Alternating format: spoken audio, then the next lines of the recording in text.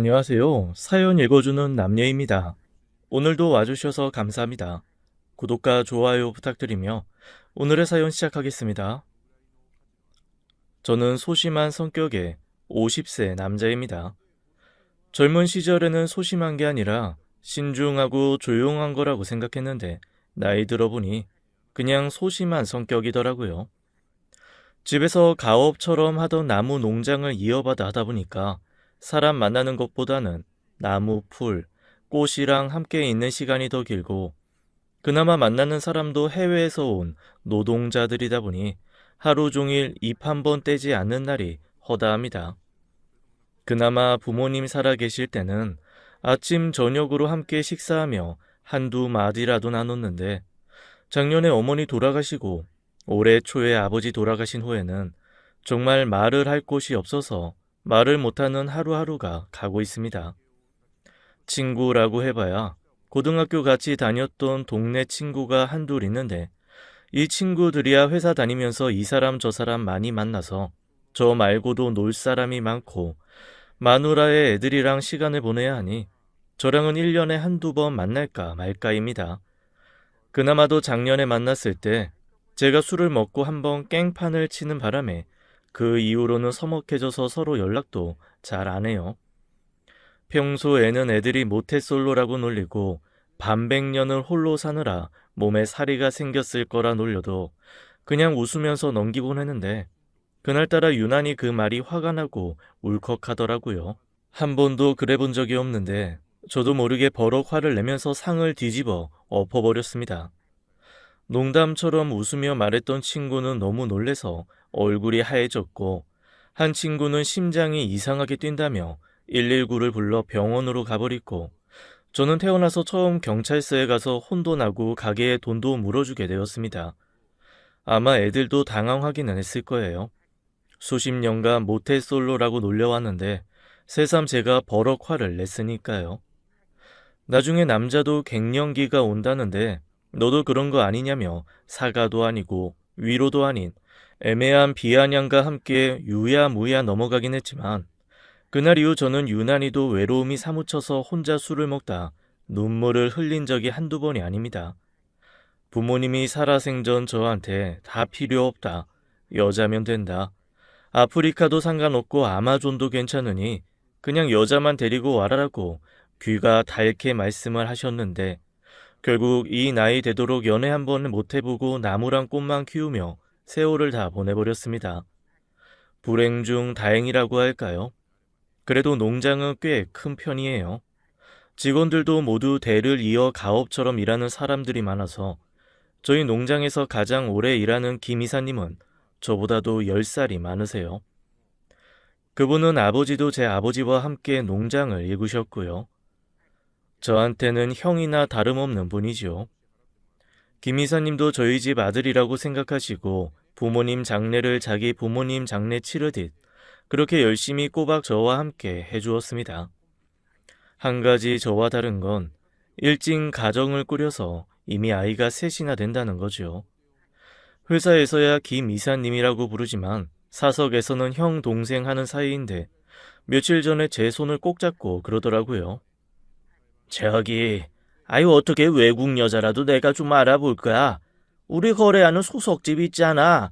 거기 둘째 아들이 이번에 캄보디아 여자랑 결혼했는데 아이 그렇게 금술 좋게 잘 산대. 결혼정보 회사에 의뢰하면 뭐 요즘에는 속거나 그런 거 없이 잘 소개해준다는데. 됐어요 형. 아 이 나이에 무슨. 그리고 내가 결혼을 할 거였으면 엄마 아빠 살아계셨을 때 했겠지. 두 양반 소원이었는데 둘 다 돌아가시고 내가 세상 무슨 결혼의 뜻이 있다고. 나는 그냥 꽃이며 나무며 다 돌보다가 물려받을 자손 없으니 직원들 다 나눠주고 죽을랍니다. 아이고 형 큰아들은 관심 없대. 형 뒤이어서 하면 딱 좋은데. 아이고 아슬아. 요즘 애들이 퍽이나 흑었다. 지금도 최대한 여기서 멀리 떨어지려고 드릉드릉 하는데 아이 그리고 다른 직원들 다 나눠줘도 나 주지마. 은혜 갚은 까치는 못될지언정 아이 재산 나눠먹는 파렴치하는 싫다. 대신 네 살아생전에 나 월급이나 올려줘. 그게 다요. 김 이사님은 그 아버지랑 똑같이 대쪽 같고 청렴한 분입니다. 그래서 제가 사업을 물려준다느니 나눠준다느니 하는 말도 마음껏 할 수 있는 거고요. 준다 해도 안 받을 사람인 건 아니까요. 가끔은 김 이사님이 너무 든든하고 좋은 사람이라 나의 인복은 김 이사님으로 끝나서 더 이상 나한테 좋은 사람이 안 붙나 보다 라는 생각을 할 정도예요. 그 형에게는 그 무엇도 거짓말을 하지 않지만 딱 하나 제가 거짓말을 한 게 있습니다. 바로 이 나이에 무슨 결혼이냐고 한 말이지요. 결혼 사실 너무 하고 싶습니다. 더 이상 혼자 잠자리에 들기도 싫고 숟가락 하나 꽂아서 대충 먹는 밥도 먹고 싶지 않아요. 죽 한 그릇을 먹더라도 도란도란 얘기 나누며 함께 먹고 싶습니다.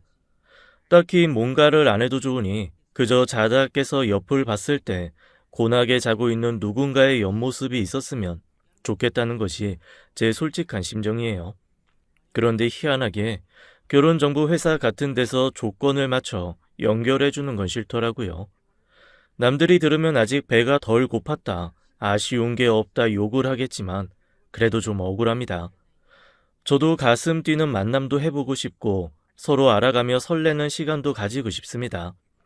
나이가 50이라 해서 그 모든 과정을 묵살한 채 바로 결혼이라는 결론으로 가는 거 하고 싶지 않거든요. 어쩌면 여전히 철이 덜 든 사람의 헛소리일 수도 있죠. 그래도 그런 만남을 꿈꾸는 것은 죄가 아니잖아요. 아마 제가 이런 생각을 하고 있었기 때문에 친구가 모태솔로라고 놀렸을 때 참지 못하고 발끈했던 모양입니다. 어쨌든 친구한테 성을 내는 바람에 그나마 간간히 울리던 전화기도 조용하고 어쩔 수 없이 일에만 몰두하는 나날이 계속되었습니다. 한창 봄에 나갈 묘목들을 다듬고 있는데 어디서 계속 전화가 오더라고요. 처음에는 저한테 전화가 올 리가 없다는 생각에 제 전화인 줄 몰랐습니다. 그러다 정신 차리고 받았는데 오래 거래했던 꽃집 사장님이었어요. 농장에서 3시간 정도 떨어진 작은 소도시에서 화원을 하는 분인데 저희 집과 벌써 20년도 넘게 거래를 하셨고 저랑은 누나 동생 하는 사이거든요. 부모님 장례 때도 2번 다 와서 발인까지 다 함께 해준 가족 같은 누나입니다. 안 그래도 얼마 전에 심근경색이 살짝 왔다 갔다는 얘기를 듣고 걱정하던 차에 누나가 먼저 전화를 했더라고요. 아이고 누님, 그래 건강은 괜찮으시고? 걱정되는 놈이 전화 한 통 문자 하나 없냐? 이 무심함이 강 같은 놈아. 에이, 누님에 대한 관심이 강처럼 흐르지 무심함이 흐르지는 않아. 이래저래 봄 시장 맞이하느라 정신이 없었지 뭐. 그래, 누님네는 이번에 큰 나무 묘목 좀 들이실 거요? 안 그래도 그것 때문에 전화했어. 나 꽃집 내놨다. 뭐? 아이 왜? 몸이 그렇게 안 좋아? 누님 그 자리에만 25년 있지 않았어요? 25년 하고도 4개월. 얘, 우리 큰애가 올해 26이니까. 나 그러고 보니 애랑 같이 키웠다. 이 꽃집. 누님의 목소리가 촉촉이 젖어들었습니다. 분명 다 마음 정리가 다 끝났으니 전화를 했을 테지만 그래도 말하다 보니 서운함이 밀려온 거겠죠. 그런 거긴 누가 들어와요? 안 그래도 그래서 부탁 겸 겸사겸사 전화한 거야. 내 꽃집 누가 그대로 인수하기로 했어. 며칠 내로 봄나무 묘목들 좀 몇 개 가지고 한번 와줄 수 있어? 이 사람이랑 내가 내려가기는 좀 애매해서. 그러면 계속 거래는 하는 거고. 너만 잘하면 거래야 계속 하겠지. 여기 단골들이 든든해서 아마 크게 바뀌는 건 없을 거야. 그리고 인수받은 아가씨가 아주 야무져. 정말 꽃집 아가씨는 예뻐요야. 누나가 그만두고 새로 인수받은 주인은 35의 여자라고 했습니다. 아가씨라고 하는 걸 보니 아직 결혼 전인 사람이 꽃집을 하는 듯 했죠. 원래 꽃을 많이 좋아했대. 우리 집에서 지난 3개월 동안 일하면서 노하우도 좀 배우고 운영도 같이 해봤는데 사람이 너무 진국이야. 야무지고 예쁘고. 벌써 이 아가씨 보고 단골 된 손님도 있다. 누님이 그렇게 사람 칭찬하는 사람이 아닌데, 아이, 정말 좋은 사람인가 보네. 다행이네요, 그래도. 누님한테 정말 그 가게는 자식인데, 자식이 좋은 사람 손에 가게 돼서. 그러니까 그래서 너한테 부탁하는 거야. 많이 좀 도와달라고. 나야 애들 아빠가 흙도 날라주고 화분 큰 거는 자기가 들어 옮겨주고 했는데 여기 아가씨는 가만 보니 그래줄 사람도 없어. 그런데 어찌나 여리여리한지. 저 손으로 흙봉투나 들 수 있을까 그거 하나 걱정이야. 그러니까 네가 한 달에 한두 번은 나무 가져다 주면서 그런 것 좀 챙겨줘. 응? 아이, 뭐, 그거야 어려운 일 아니지. 알았어요. 그러면 일단 내일 올라갈게. 벚나무 작은 거 2개랑, 뭐, 구근유 몇 개랑. 이번에 장미가 아주 좋아. 그것도 좀 가지고 갈게요. 그래. 오면 내가 갈비 사줄게. 너무 급하게 내려갈 생각 말고 점심 먹고 찬찬히 내려갈 생각하고 와. 그렇게 누님과 전화를 끊고 저는 부지런히 묘목들을 챙기기 시작했습니다. 그러면서 마음 한켠에 아주 조금 누님이 그만두었다는 서운함보다는 앞으로 자주 보게 될 그 꽃집을 인수한 아가씨에 대한 설렘이 깃들더군요. 물론 단순한 호기심이 더 컸습니다. 35, 누님이 예쁘다고 침이 마르게 칭찬한 꽃집 여자가 뭐 볼 거 있다고 흑투성이 50대 농장 남자를 쳐다보겠어요. 아예 올라가지도 못할 나무라서 아무 기대도 없었습니다. 그저 보기만 해도 좋을 것 같다는 단순함이었죠. 다음날 저는 엄선해서 고른 나무 묘목과 농장에서 시범적으로 재배하는 꽃 몇 종류를 싣고 3시간을 달려 누님이 하던 꽃집에 도착했습니다. 주인이 바뀌었다더니 꽃집은 간판부터 젊은 사람 티가 확나게 바뀌어 있더라고요.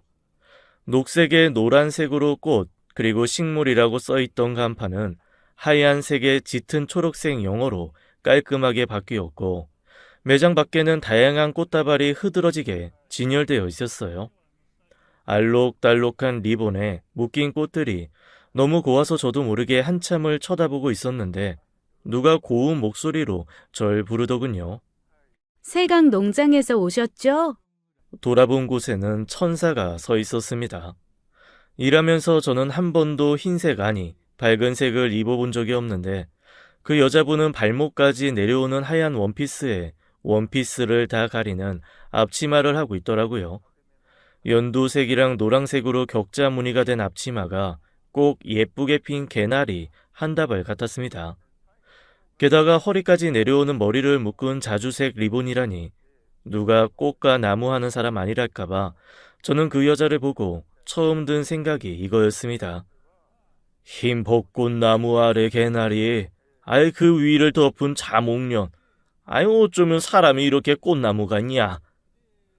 제가 아무 대답도 못하고 멍하게 서 있더니 그 여자분이 한 번 더 물어보더라고요. 안녕하세요. 얘기 들으셨겠지만 제가 이 꽃집을 인수하게 됐어요. 세강 농장 아가들이 너무 건강하고 좋다고 전임 사장님이 엄청나게 칭찬하셨어요. 그제야 조금 정신이 돌아온 제가 고개를 끄덕이며 더듬더듬 대답했습니다. 예.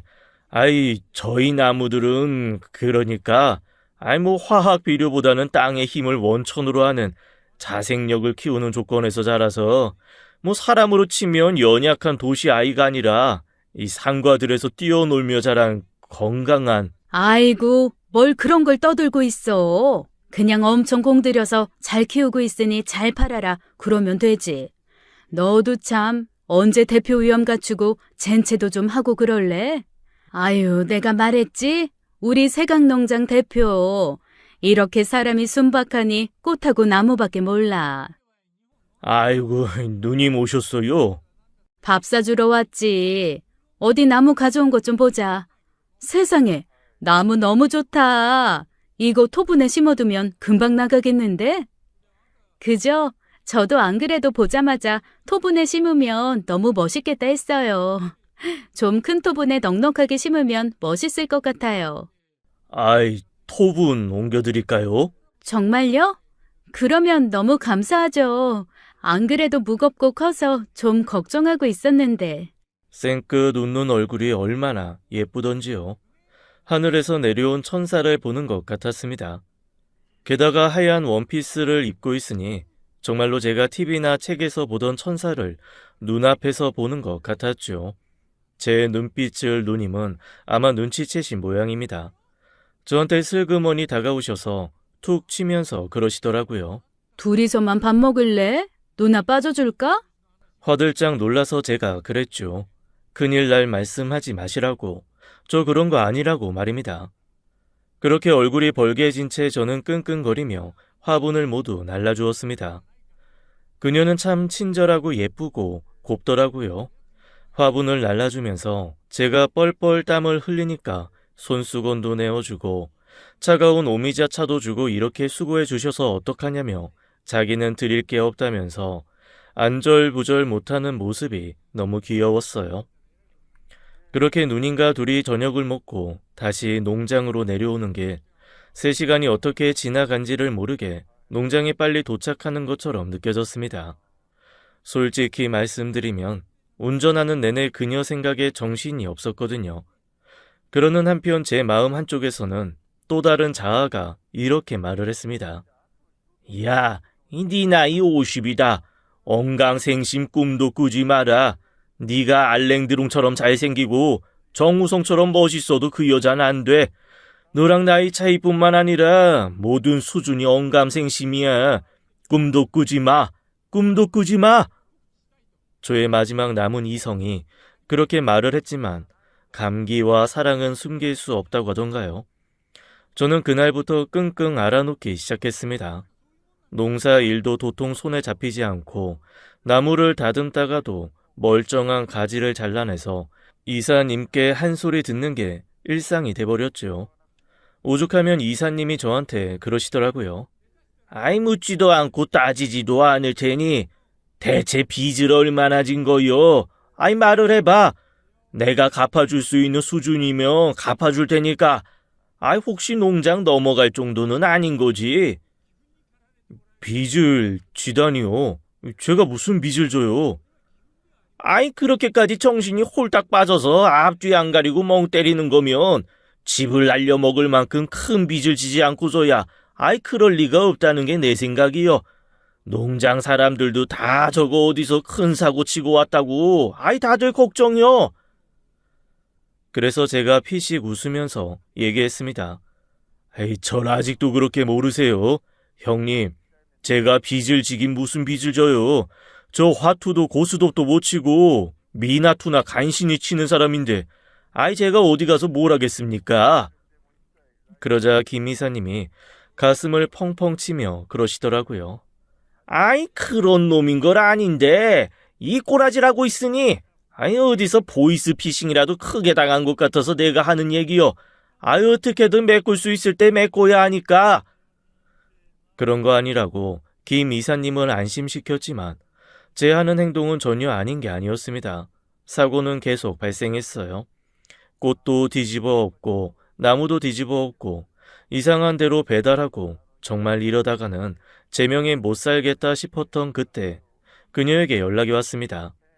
제가 토분에 심어주었던 나무가 너무 인기가 좋아서 혹시 그걸 2배만큼 더 갖다 놓고 싶은데 조금 시간을 넉넉하게 두고 와서 심는 것도 좀 도와주실 수 있냐고요.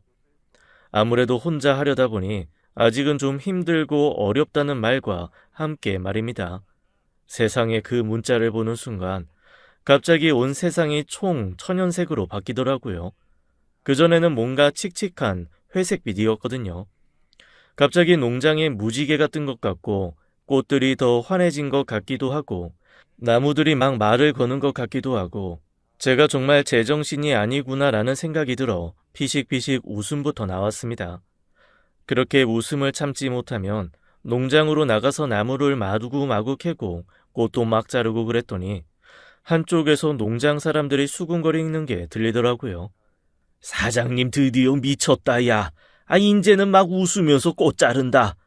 아이 진짜로 정신 나갔어. 아니 뭔가 큰일이 났다 야. 나무 자르다 머리 쾅 했다는데 아이 그거 맞는 말인가? 이상해진 거 맞지? 평소에는 그런 식으로 제 뒷얘기를 하면 그래도 나름 사장이라고 매섭게 돌아보며 쓸데없는 소리 하지들 마시고 일하세요 라고 얘기를 했지만 그때는 별로 그러고 싶지도 않더라고요. 그러거나 말거나 저는 혼자 희쭉희쭉 웃으면서 그녀가 부탁했던 꽃나무 묘목을 정리했습니다. 김 이사님이 허둥지둥 저한테 와서 그러시더라고요. 아유 왜? 왜 무슨 일인데? 이 멀쩡한 나무는 왜 뽑아? 이거 내일 배달 나갈 거예요.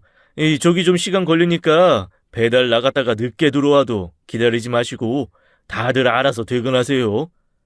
어디로 배달인데? 저기 박 여사님이 그 인계한 그 꼭집. 그 먼 데를 왜 직접 가? 그냥 택배 보내지.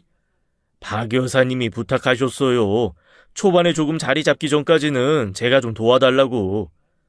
그거 그 박 여사님 아무리 선대서부터 단골이라지만 너무 무리한 거 요구하시는 거 아니요?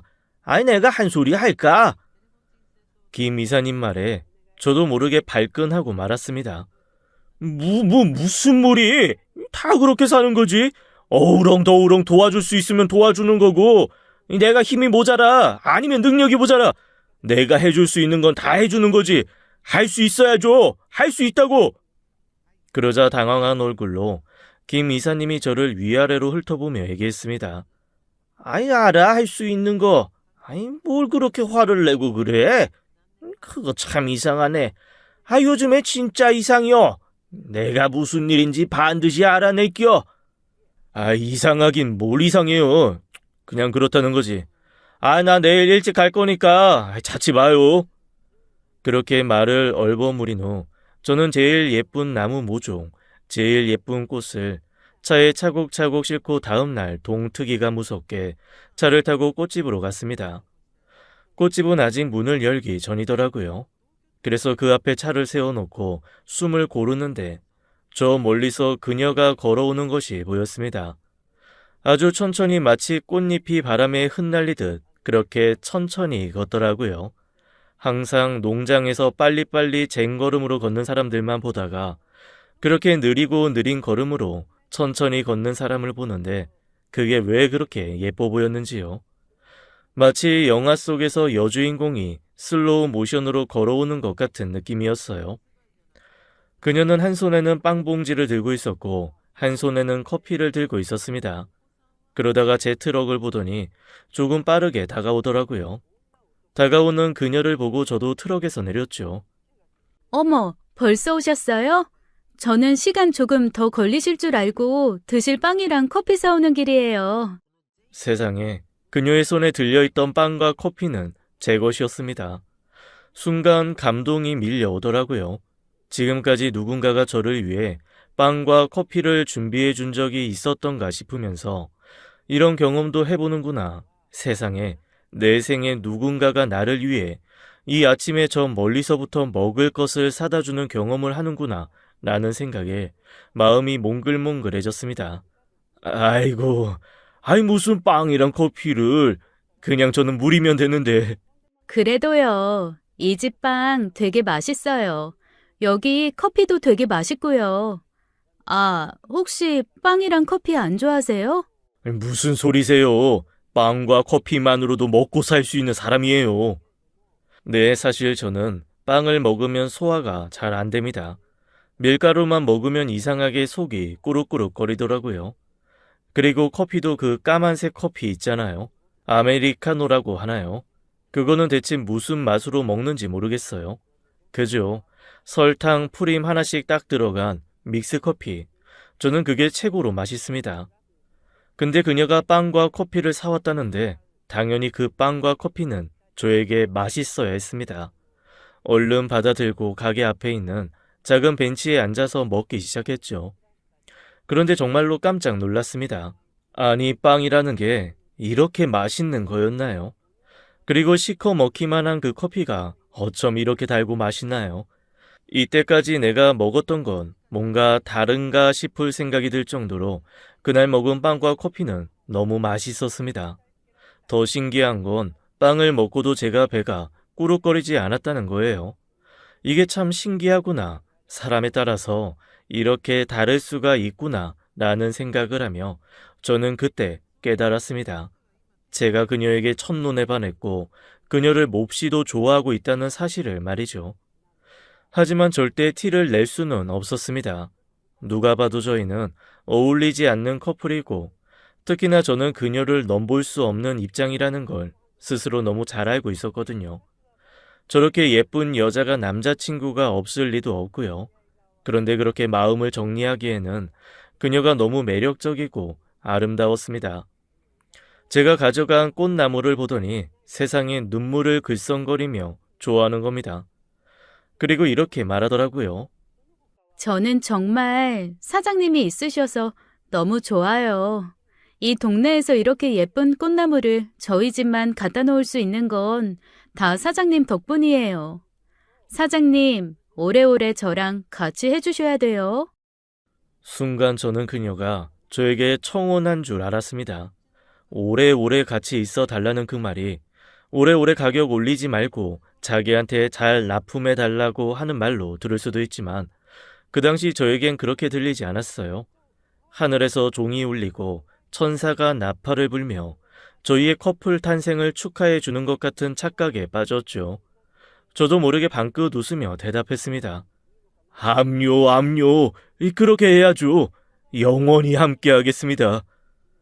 세상에 말을 뱉고 나서도 너무 당황스럽더라고요. 제 입에서 영원히 함께 하겠습니다 같은 말이 나올 줄 저는 꿈에도 생각 못했거든요. 저는 진심이었지만 그녀는 제가 농담을 한 걸로 받아들였는지 깔깔깔 웃으면서 그러는 겁니다. 사장님 너무 유머러스하시다. 네, 저의 말실수도 유머로 받아주는 여자. 그녀가 바로 제가 첫눈에 반한 여자였습니다. 그렇게 저는 꽃나무를 핑계로 일주일에 한두 번은 꼬박꼬박 그 꽃집을 찾았어요. 그리고 꽃집을 찾을 때마다 어쩐지 그녀가 하지 못해서 미뤄뒀던 것 같은 일들, 예를 들어 큰 화분에 흙을 채우는 일이라든가 한쪽에 쌓여 있던 흙과 돌을 옮기는 일이라든가 화분 분갈이를 위해 나무를 뽑아내야 하는 일이라든가 그런 것들을 혼자 알아서 해주곤 했습니다. 오죽하면 동네 사람들이 지나가면서 새로운 알바냐고 물어볼 지경이었죠. 그때마다 사장님은 손사래를 치면서 저희 집에 귀한 아이들 납품해 주시는 사장님인데 너무 친절하시죠. 올 때마다 이렇게 열심히 도와주세요 라고 얘기를 해주곤 했습니다. 그렇게 저는 친절한 사장으로 동네 사람들한테도 소문이 났고 어느 날 그 꽃집의 원래 주인이었던 누나가 전화를 다 하더라고요. 나 있을 때는 몇 번 오지도 않던 꽃집, 요즘엔 아주 출근 도장을 찍는다는 소문이 자자하던데. 또 무슨 출근 도장식이나. 그리고 누님이 저기 다 잘 도와주라고 했으니까. 그래서 내가 그런 거지. 너 솔직히 말해봐. 마음 있지? 무슨 마음은. 언감생심이지. 언감생심이다. 즉, 마음은 있지만 참는다 뭐 이런 거네. 누님, 또 이상한 생각하지 말아요. 아니야. 내가 느껴지는 게 있어서 그래. 뭐가요? 아무래도 그 사장도 너 좋아하는 것 같거든. 저는 누님의 말에 전화기를 떨어뜨릴 정도로 깜짝 놀랐습니다. 좋아한다니. 그게 무슨 말이에요? 아니, 얼마 전에 꽃집 인수인계 미처 못해준 게 있어서 얘기를 하러 갔는데 네 얘기가 나왔거든. 그런데 그러는 거야. 자기 평생에 이렇게 좋은 분을 처음 만났다고. 그러면서 어쩜 그렇게 남자분이 센스도 있으시고 친절하고 우직하시고 과함도 없다고 하여간 네 칭찬을 한참 하더라니까. 그래서 내가 농담 삼아 농담인 반 진담 반 해가지고 쓱 물어봤지. 한번 잘 되라고 다리 좀 놔줘볼까라고 했더니 갑자기 얼굴이 빨개지면서 그러더라고. 좋은 분이 있으시겠죠 라면서 저 같은 게 어떡해요 라고 말이야. 그래서 내가 무슨 소리냐. 걔 이때까지 일하느라고 연애 한번 안 해보내다. 나이 차이만 괜찮으면 정말 둘이 한번 만나봐라 그랬더니 아무 대답도 않고 그냥 빙그레 웃기만 하는 거야. 그러면서 저는 너무 부족해서 안 돼요. 너무 많은 게 부족해서 안 돼요. 라고 하는데, 야, 그건 거절이 아니라 민망하니까 하는 얘기지. 딱 그거였거든. 그러니까 너 진짜 적극적으로 한번 좀 해봐, 응? 내가 볼 때는 10번 찍으면 넘어갈 나무 같다. 누님의 말을 들으며 저는 처음으로 제 가슴이 쿵당쿵당 심장이 부정맥이 온 것처럼 흔들리는 느낌을 받았습니다.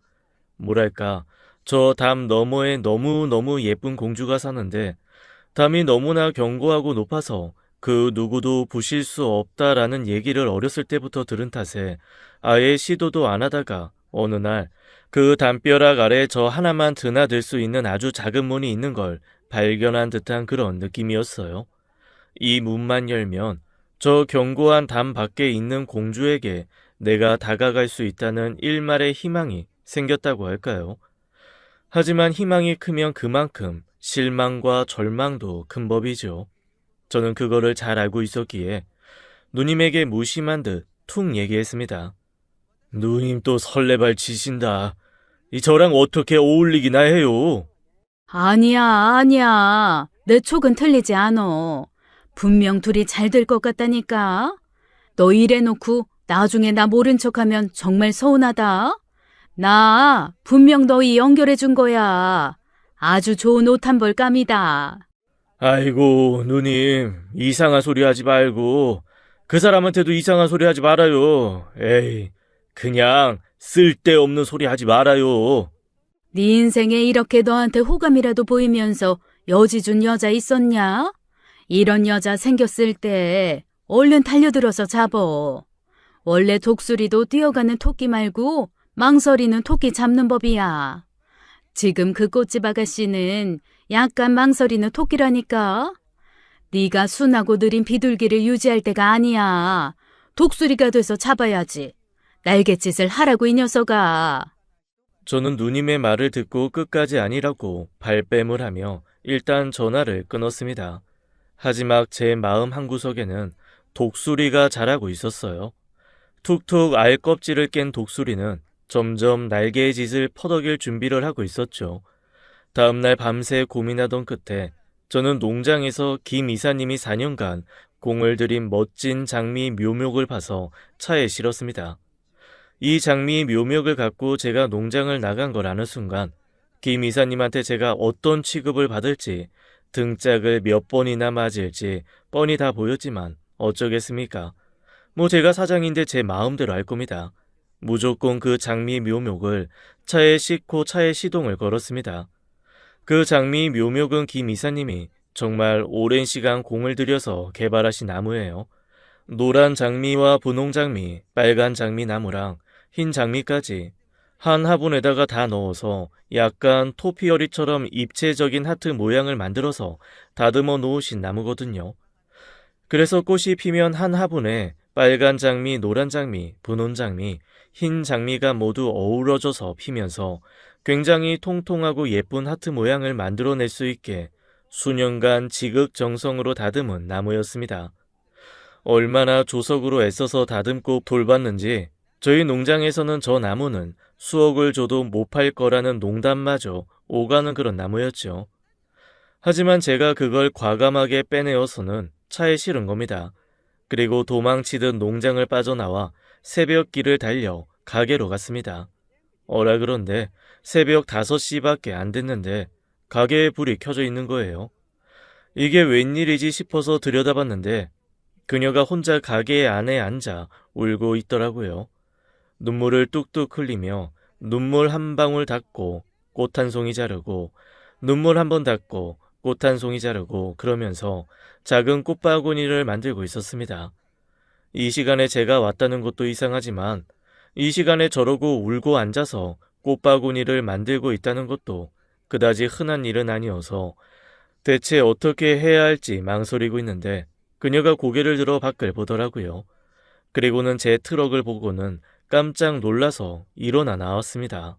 이 새벽에 웬일이세요? 제가 물었지요. 저는 배달이 있어서 왔지만 이 새벽에 왜 울면서 꽃다발을 만들고 계시는지. 그녀가 잠시 망설이더니 이렇게 얘기하더라고요. 오늘이 저희 부모님 기일이에요. 부모님 기일이요?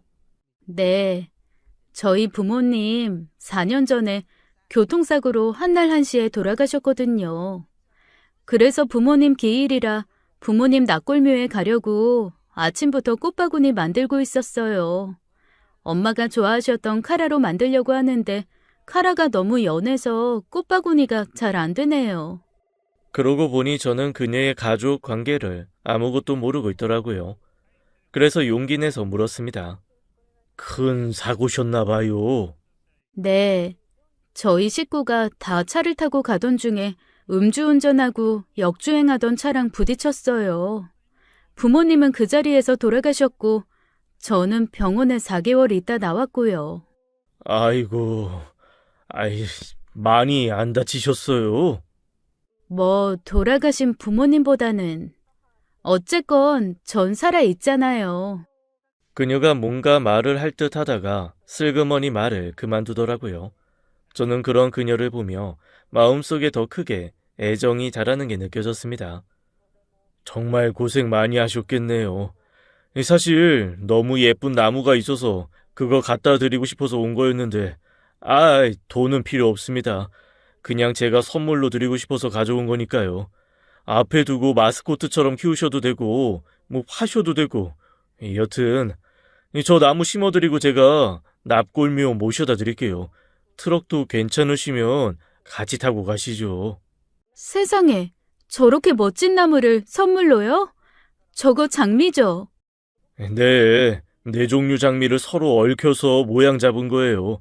꽃 피면 정말 예쁠 거예요. 하트 모양이네요.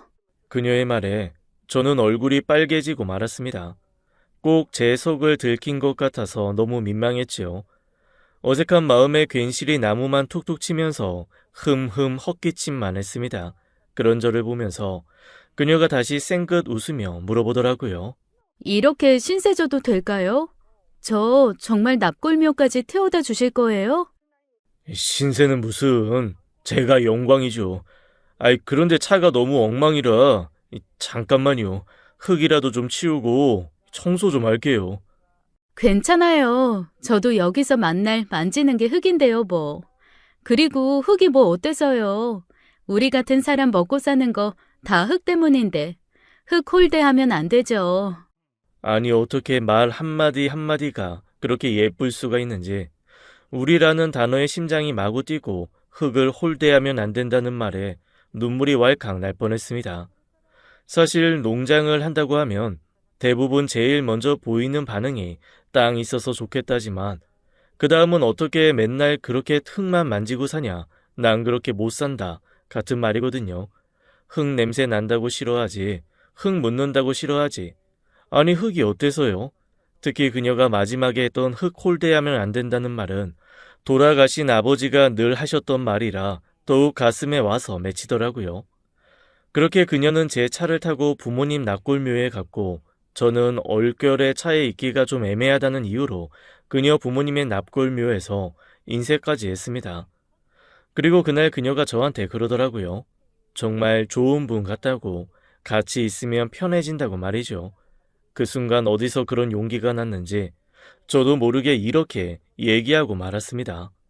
그렇게 좋은 사람 같으면 저랑 한번 만나볼래요? 그러자 그녀가 눈이 동그래지면서 저한테 그러더라고요. 네? 만나자고요? 그 순간 깨달았습니다.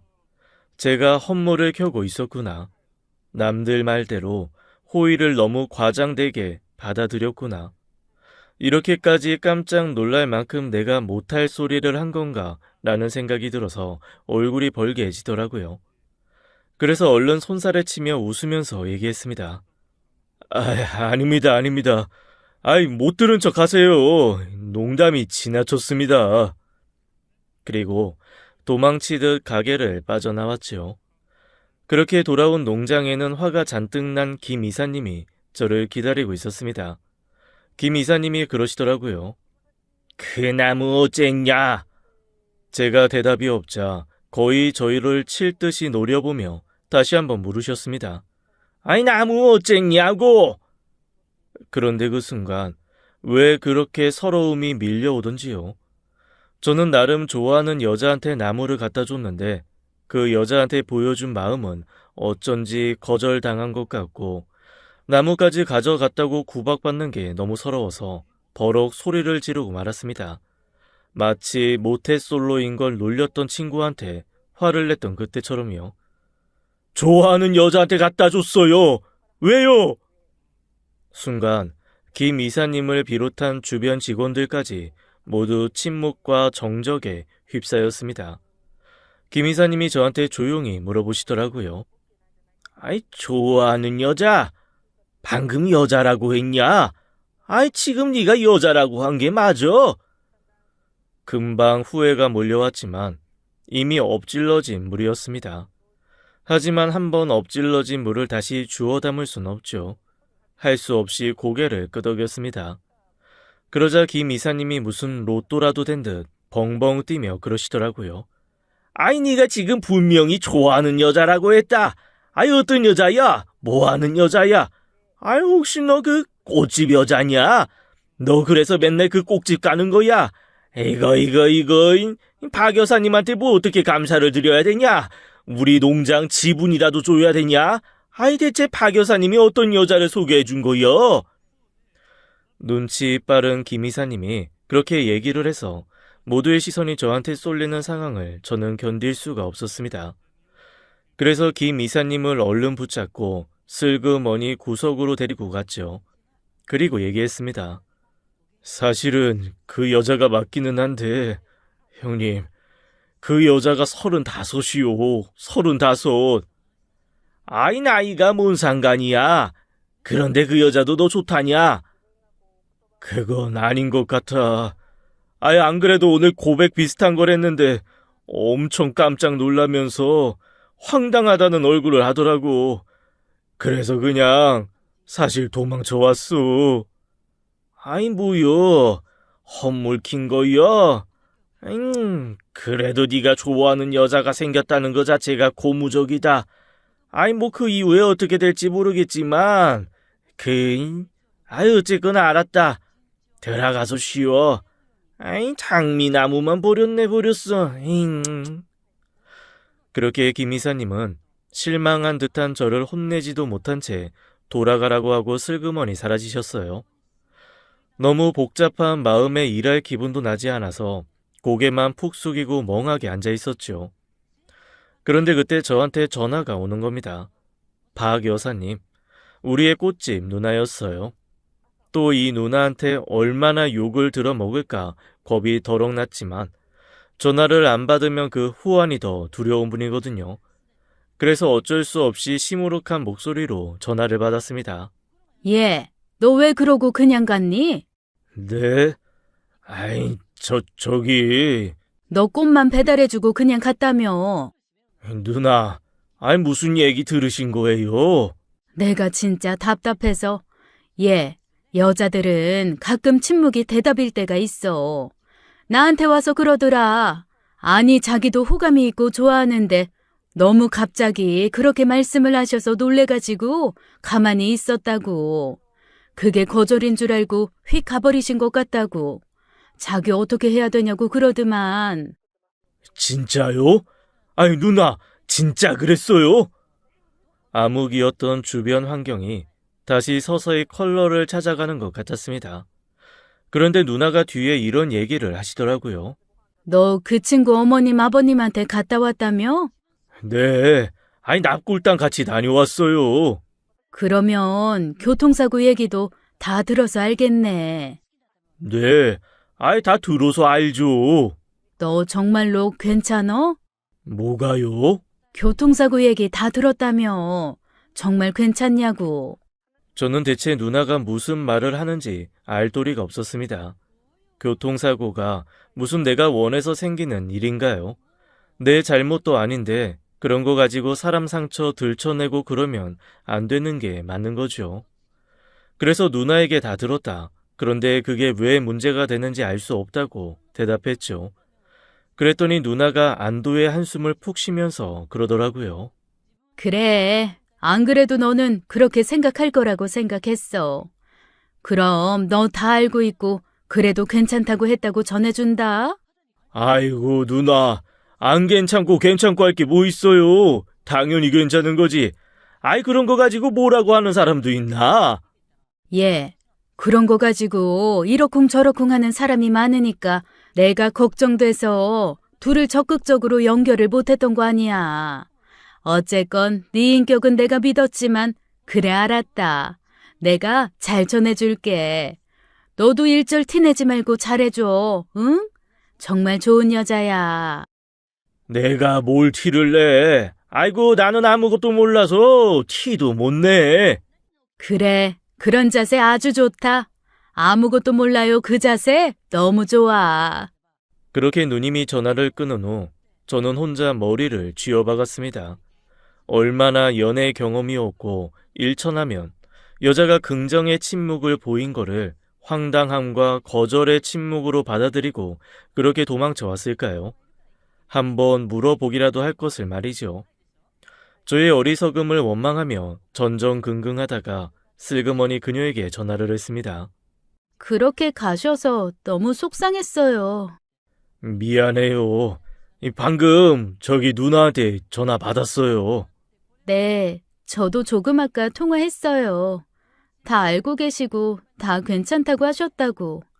그런 거 신경 안 쓰신다고 하셨다는 얘기 들었어요. 그게 뭘 신경 쓸 일이에요. 아이, 뭐 사고가 뭐 내 잘못으로 났나? 그렇게 따지면 나도 오늘 내일 사고 당할 수 있는 거지 뭐. 우리는 모두 예비 사고자예요. 뭐 언제 어디서 벌어질지 모르니까 사고지 그게 왜 흠이 돼요? 말도 안 되지. 그러자 갑자기 그녀가 펑펑 울기 시작했습니다. 그러면서 정말 고맙다고 저 같은 얘기해 준 사람 처음이라며 역시 자기 눈이 틀리지 않았다고 너무 감사하다고 그러더라고요. 그 말을 듣는데 왜 이렇게 제 마음이 울컥해요? 아니, 부모로 사고 잃은 게 무슨 죄가 됩니까? 그걸 가지고 그 여리고 예쁜 사람한테 얼마나 많은 사람들이 상처를 줬으면 이렇게 울까 싶은 겁니다. 아무리 눈치가 없는 저라지만 그 마음은 확연하게 느껴졌습니다. 그래서 한편으론 더더욱 강하게 결심했죠. 사고에 대한 건 일절 묻지도 따지지도 말고 그녀를 대해야겠다고 말이죠. 제가 조용히 물었습니다. 지금 가서 얼굴 봐도 돼요? 그러자 그녀가 울다가 까르르 웃더라고요. 지금 오시면 언제 가시게요? 아이, 뭐 그냥 살짝 얼굴만 보고 새벽에 내려오면 되지요. 그래요. 저도 보고 싶어요. 와주세요. 세상에 태어나서 처음이었습니다. 여자한테 보고 싶다는 소리를 듣는 게 말이죠.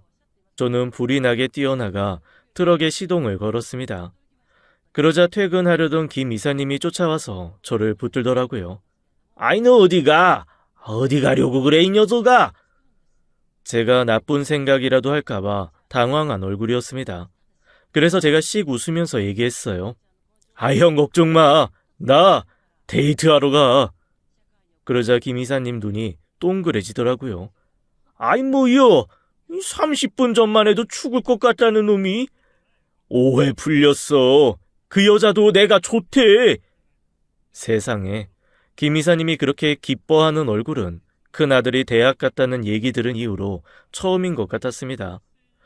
김 이사님이 갑자기 지갑을 꺼내더니 지갑에 있는 돈을 손에 잡히는 대로 집어서 저한테 전해주더라고요. 야야야, 아이, 네 놈이 돈이 없진 않겠지만 현금은 없을 수도 있으니까 이거 가지고 다녀. 가지고 다니면서 여자가 돌아보는 거 이쁜 거, 아유 뭐 저거 이쁘다, 아유 뭐 저거 귀엽다 하면 무조건 다 사줘. 일단 사줘, 일단. 그 말이 너무 웃겨서 저는 파한대소를 하며 고맙다는 말과 함께 돈을 받고 그녀에게 갔습니다. 그녀는 수줍은 얼굴로 가게 안에서 저를 기다리고 있더라고요. 쭈뼛거리면서 그녀에게 다가갔더니 그녀가 조심스럽게 저에게 손을 내밀었습니다. 저희 악수부터 하고 시작할까요? 역시 그녀는 뭐가 달라도 다르더라고요. 남자한테 악수를 청하는 여자라니.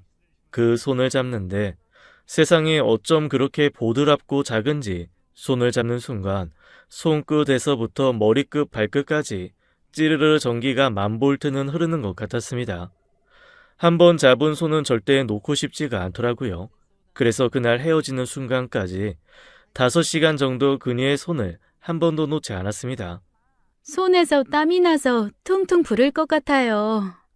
5시간쯤 지났을 때 그녀가 웃으면서 그렇게 하는 얘기를 듣고서야 저는 그 손을 놓았고 아쉬움을 뒤로하고 다시 농장으로 돌아왔습니다. 농장으로 돌아오니 새벽 5시 정도 되었더라고요. 한창 농장 일을 시작해야 될 시간이었어요. 밤새 한숨도 자지 못하고 운전만 도합 10시간은 했지만 하나도 피곤하지 않았습니다. 얼마나 씩씩하게 농장 일을 잘했는지 평소는 11시, 12시나 돼야 끝나는 일을 오전 9시에 모두 끝나버리더라고요. 김 이사님이 슬금슬금 다가와 어땠냐고 물어봤을 때 저는 왼손을 탁 내밀며 얘기했습니다. 형님, 이 손이 어제 5시간 동안 여자 손을 잡은 귀한 손이야. 구경해. 그러자 김 이사님은 저의 농담에 호응이라도 해주듯 손을 대지도 못하고 그저 밖에서 어루만지는 척만 하며 이것이 그 귀한 손이야. 50년 만에 처음으로 여자 손 잡아둔 그 귀한 손. 아이고, 모태솔로들 와서 절이라도 해야겠다, 야. 이 손을 보고 절하라고 해야겠어. 그렇게 농담을 하며 웃었습니다. 저희가 웃고 떠드는 사이 다시 오후가 되고 헤어진 지 만 하루가 되지 않았는데도 그녀가 너무 보고 싶어 견딜 수가 없더라고요. 그날부터 저는 매일 오후 3시만 되면 차에 시동을 걸고 그녀에게 달려갔습니다. 그리고 저녁 6시부터 밤 12시까지 데이트를 하고 다시 3시간을 차를 달려 새벽 서너 시면 농장에 도착하기를 매일 반복했습니다. 2시간에서 3시간 정도 자고 다시 농장 일하고 오후가 되면 그녀에게 가고 그런 생활이 끝도 없이 반복되었죠. 그렇게 3달 정도 하고 나니까 마음은 행복한데 몸이 너무너무 피곤하더라고요. 제가 눈에 띄게 피곤해하고 힘들어하니 그녀가 걱정이 되었는지 이렇게 말했습니다. 이제 매일 오지 말아요. 사실 나 교통사고 트라우마 있어서 이렇게 보는 건 좋은데 혹시 사고 날까봐 매일 너무 불안해요. 그러니까 오지 마요. 어차피 일주일에 한 번은 꽃이랑 나무 갖다 주러 오니까 우리 그때 봐요. 네? 그 얘기를 듣는 순간 딱 싫더라고요. 지금도 6시간만 보고 달려갈 때마다 아쉬운데 일주일에 한 번이라니. 그건 정말 못할 짓이었습니다. 그래서 어디서 용기가 났는지 이렇게 말하고 말았습니다. 난 그거 못하겠고 그냥 우리 같이 삽시다. 네? 같이 살자고요? 동거하자는 거예요? 동거는 무슨? 결혼합시다. 식 크게 올리고 싶으면 내가 화려하게 올려줄 거고 그냥 소박하게 하고 싶다면 소박하게 하고 당신 원하는 대로 다 해줄게요. 그러니 나랑 결혼해요. 그녀는 울면서 고개를 끄덕이더군요. 저도 그녀도 둘 다 부모님이 안 계시고 인맥도 넓지 않은 터라 딱히 결혼식은 하지 않기로 했습니다. 그냥 농장에서 동네 잔치처럼 날 좋을 때 잡아 다 같이 돼지 잡고 소 잡아 먹기로 했지요.